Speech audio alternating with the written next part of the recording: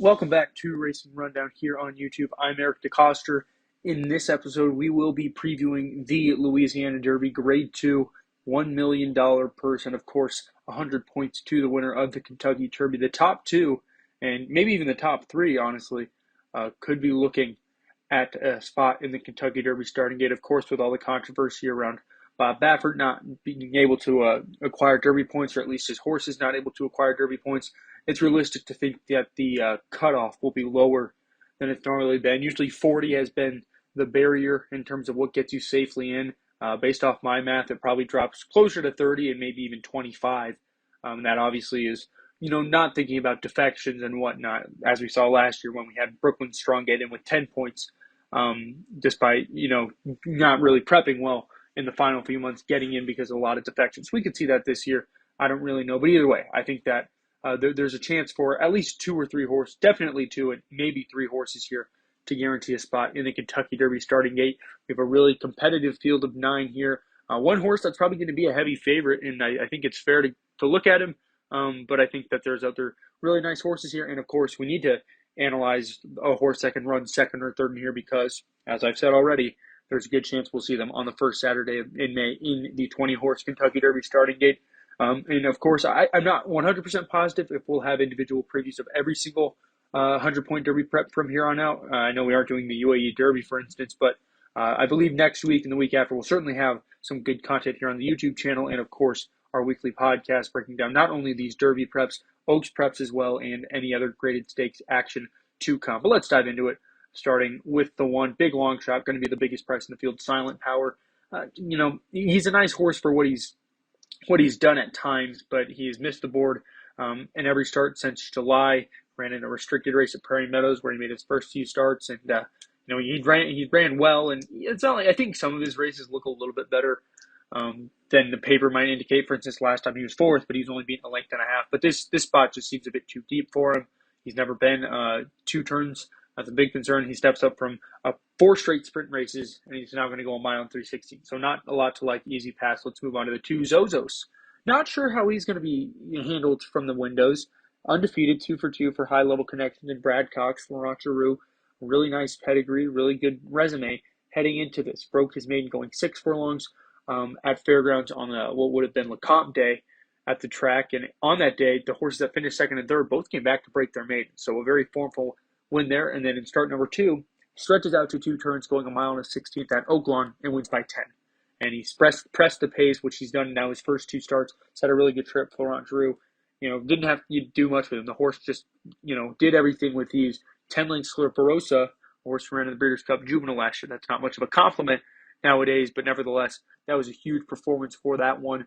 And 10-length victory, nothing to scoff at. I do question his ability to get the distance here, though. Can't forget this is a mile and 3/16, which is the longest of any U.S. Derby prep. The UAE Derby is the same distance, obviously, but in terms of the U.S., this distance is the only time a horse can run this long before the Kentucky Derby. And we saw last year, the first year it was run at a mile and 3/16 as a direct lead into the Kentucky Derby, how it might have paid off for the horses that finished ultimately first and second in Mandaloon, Hot Rod Charlie, and even fourth, Obesos, all exited the Louisiana Derby.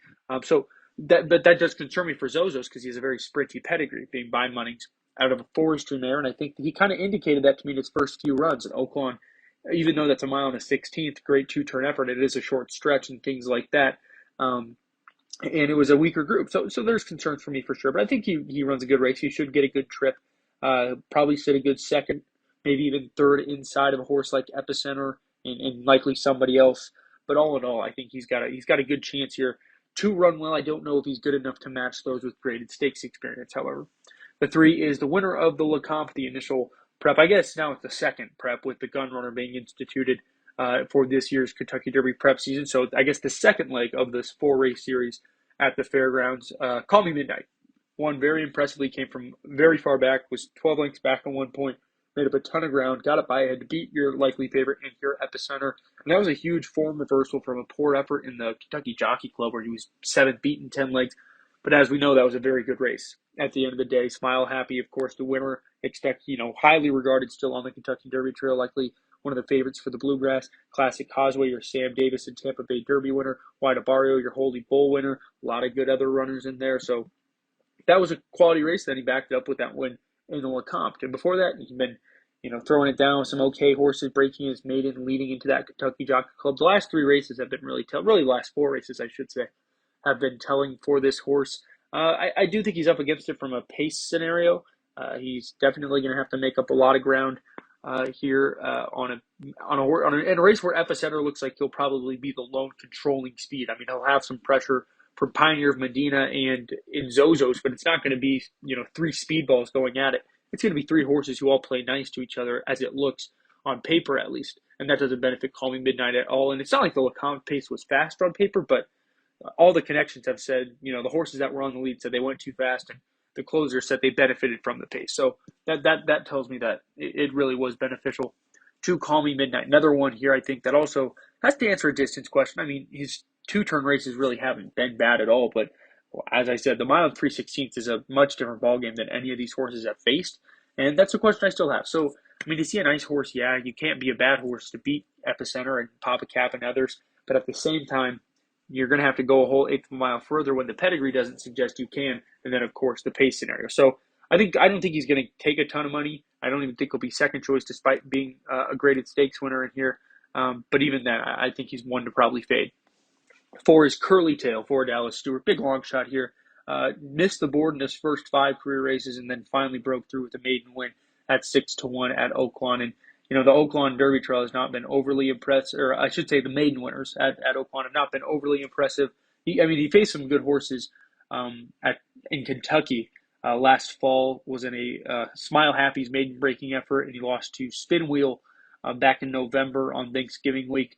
Spin Wheel's a horse that's been running in some Derby preps, not too badly. On paper, maybe badly, but all in all, a decent horse. And then lost to Ethereal Road. Great run in the Rebel there. So he's been keeping good competition, but he also really has been close to those horses. I mean, that's 8 lengths, 8.5 lengths, and 6 lengths. The margins of defeats on those 3 races. His maiden win was nice last time out. It, I think, showed a step up.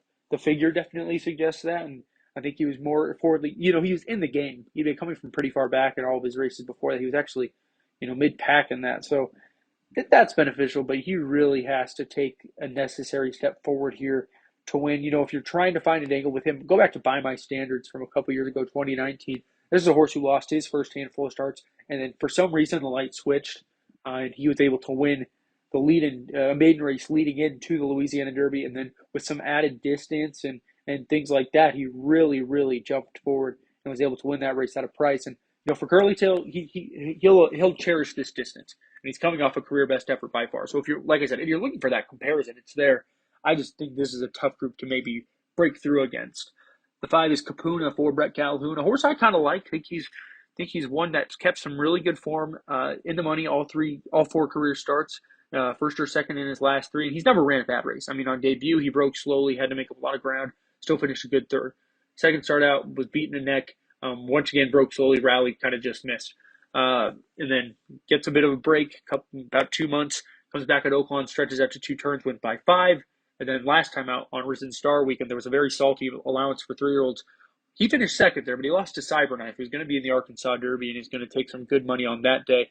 And he put up a good figure, was even better than the maiden win, and he was finishing well, just was no match for the winner, but the winner is a good horse, and he was a clear second that day, and it was a good second. He's done 2 really nice things, all good races, but the last 2 have really impressed me. He's also working very well, and I think the distance plays into his hand, and I think he could get a good trip for some hot connection. So all in all, I just think he's improving at the right time, and he's getting put into an ideal situation now. Speed figure-wise, he's a bit of a cup below these top contenders, especially those with graded stakes experience, which is very concerning to me, which is why I don't think he can win. But I think he can fill out some exotics at the least, and maybe one you include on some multi-race tickets just for insurance purposes, because I don't think I like Epicenter a lot in here. I just don't know if he's a lock, and this horse, Kapuna, is the one I think could be the one to beat him, because he's been consistent, he's been good. I said all the positive added factors he gets here, and that can maybe put him in contention to, if not, win, run a huge race underneath. And, of course, as I mentioned earlier, pick up some very necessary Derby points, find himself in the starting gate. The 6 is Epicenter. Alluded to him a lot. He's the rightful favorite. I mean, he's done nothing but good things since his debut race, which was just a struggle, speed and fade type. And I always love those horses, just in general. A horse that shows really, really good speed on debut, and then second time out, knowing what they're doing, comes back and wins. That's what usually happens, and that's what happened for Epicenter. After his debut, he won by 3.5. Really impressive lengths, and then, of course, won the gun runner after that. Missed in the Lecomte by a head, and then dominated the Risen Star, beating Smile Happy and Zandon, your two favorites for the Bluegrass 2 weeks from now. 2.5 weeks from now, I should say, and a couple other really nice horses even further back in there. Some graded stakes winners like Slow Down Andy. He's a horse that likes to go to the front, but like I said, that kind of plays into his hands here because there's really not a lot of pressure that he'll be finding. And all in all, he's just done a lot of good things. And when Steve Asmussen has a good 3-year-old, they stay consistent. And so Epicenter is going to run a big race here. Question is, will it be enough to win? I think it will. The work tab is exceptional. And Steve Asmussen, for one, he does not put a lot into his horses' works. I mean, they work good enough to get him ready because Steve Asmussen is the proper horseman, gets his horses ready for the races. So when they fire a bullet, they're serious. And he's done that his last 2 works. And he's got the great connections behind him, the best numbers behind him, the best wins behind him visually. So it's all there. I have a hard time believing he loses. I was trying to find ways to pick against him, but you can't even find a thing like a pace factor to beat him because he's going to trip out at the end of the day. So I think Epicenter, easy top choice here. But it's obviously crucial to figure out underneath, most importantly for obviously betting purposes, and of course, Derby starting gate. The 7 is another one that could potentially find him there for a trainer who, sneaks into the Derby in a lot of creative ways. He likes to stack the Derby starting gate. That's Todd Pletcher. And we're talking about Pioneer of Medina, 4th in the Risen Star. And my thing with the Risen Star was I felt like he got the perfect trip for a horse that wasn't going to make the lead in front of the Epicenter. He's had a really good second early on, and he was kind of backing up in this stretch while Smile Happy and Zandon, two very classy runners, going to be in the Kentucky Derby if all things go well in the Bluegrass. So no shame in that, but at the same time, you clearly proved you couldn't beat Epicenter. And I know Epicenter kind of had the race handed to him, but you would have wished he'd still been, finished second, given he was second behind a slow pace the entire way. His 2 wins came before that, and a maiden at Tampa in career start number 3, and then a allowance at Fairgrounds on Lecomte. A pretty weak field there, but he handled them well enough, going wire to wire. So I think that the big thing, there's 2 big factors here. The fact that he'll probably sit a similar trip to the one he sat in the Risen Star, second or maybe even third, like I said. There's one horse that could go up and maybe be in front of him like a Zozos. But all in all, within a length or 2 of the lead, he's hitting a really close, pressing, stalking trip. And that'll play well into his hand because he'll run a similar race like the Risen Star where he'll kind of merry-go-round it himself. And there's not a good enough horse to close in here, in my opinion. Maybe a Rattle and Roll, who I'll touch on, obviously, in a couple of horses. But there's not a good enough horse who I think is going to, pass him easily like a Smile Happy and a Zandon. I think this is one who could, sit second or third the entire way and then run second or third at the end of the day. I also think the other positive, as I was alluding to, was the distance. He's well-bred to go longer, being by Pioneer from the Nile out of an Escadrilla mare. The dam there, Lights of Medina, actually almost won the Black-Eyed Susan. So there's tons and tons of distance in this horse's pedigree. And we know Todd Pletcher can put distance into a horse on top of that. So lots of positives with Pioneer Medina, I think, on those fronts. Not a win contender. I don't love him underneath. Like I said, I think Kapuna is probably a better alternative there. And I'll touch on Rattle and Roll as well. But, the logic in picking him, if you are considering him, would be, hey, he's going to like extra distance, and I think he's going to get a proper trip. The 8 is Galt. Big story from his last race, the Fountain of Youth, where where Joel Rosario, who was aboard, was unseated due to some messiness in there, tripping over a fallen horse. Actually, his stablemate Hyoka clipped heels and thankfully was okay. And Galt, good to see him back here, mainly because obviously it's only been a few weeks since that incident, and you could have wondered had he been hurt, things like that. But he came out of it fine. But I don't think he has much of a shot in here. Of course, a nice maiden win back in late December, and then ran a decent race in the Holy Bull. Surprisingly, found himself on the lead in what ended up being a paceless race, and he tired to finish 4th. And then Fountain of Youth, he found himself last. And that's, of course, until he fell over the fallen horse, lost the rider. But it didn't look like he was making much of a run there anyway. So I think he's in a bit over his head here. Obviously, the Holy Bull was good. Would it be the worst idea if he wanted to, go up and challenge the early lead? That would put him in really good shape. But I just don't see it. I mean, he's got to take some big steps forward, and I don't see that happening. Finally, the 9, Rattle and Roll. A really nice horse. Grade 1 winner, the lone Grade 1 winner in the field, actually, all things considered, the winner of the Breeders' Futurity. That was off the heels of a really nice maiden. When his first 2 starts, throw him out. One was sprinting. That's not his MO. That was back in June. Second start, he got apparently a clump of dirt flew in his eye, and that kind of took him out of the race very early on at Saratoga.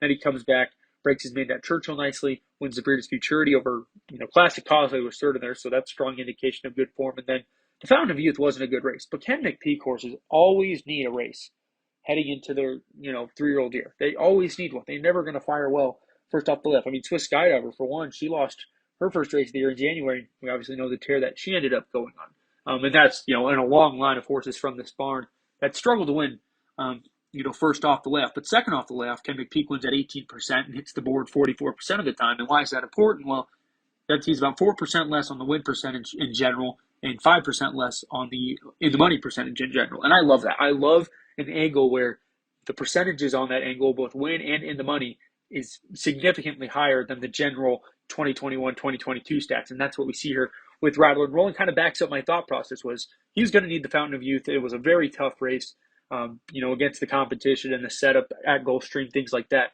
Getting extra distance, like the quick turnaround, like the work leading into this, like the second off the layoff angle. The only thing I don't like is the pace setup. That's really where he's going to get beat, in my opinion. His Epicenter is going to kind of wire them, but a Rattle and Roll is going to come running late.